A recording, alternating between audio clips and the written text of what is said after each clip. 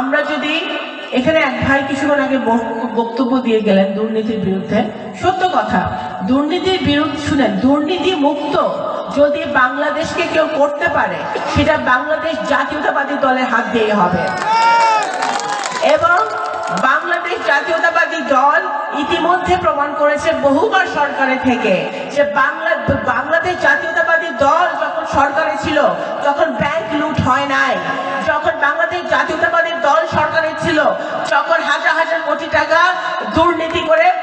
পাচার হয় নাই, যখন বাংলাদেশ জাতীয়তাবাদী দল সরকারে ছিল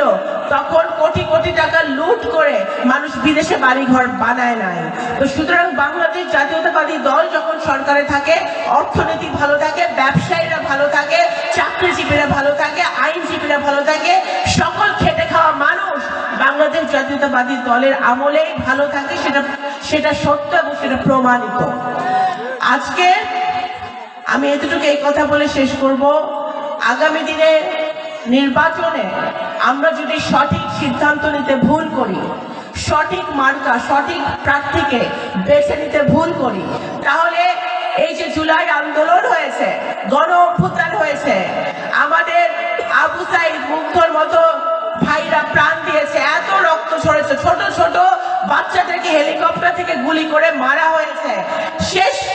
শেষ যে আমাদের ভাই হাদি যে ইনসাফ প্রতিষ্ঠা করতে চেয়েছিল, অত্যন্ত দেশপ্রেমিক একটা ছেলে যাকে আমি চেনার আমার সুযোগ হয়েছিল, হাদি প্রাণ দিয়েছে। এই সকল রক্ত বৃথা যাবে যদি আমরা আগামী দিনে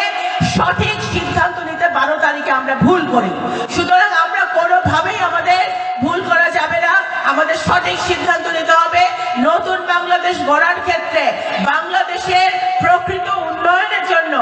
আমাদের এই প্রজন্মের ছাত্র সমাজ, যুব সমাজ, আমাদের হিন্দু, মুসলমান, বৌদ্ধ, খ্রিস্টান সকলের জন্য, আমাদের বোনদের জন্য, নারীদের জন্য আমরা যদি একটি নিরাপদ,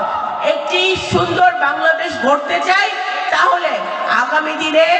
আমি মনে করি ব্যক্তিগতভাবে একজন ভোটার হিসেবে, একজন নাগরিক হিসেবে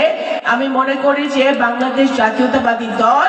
is the only choice for Bangladesh.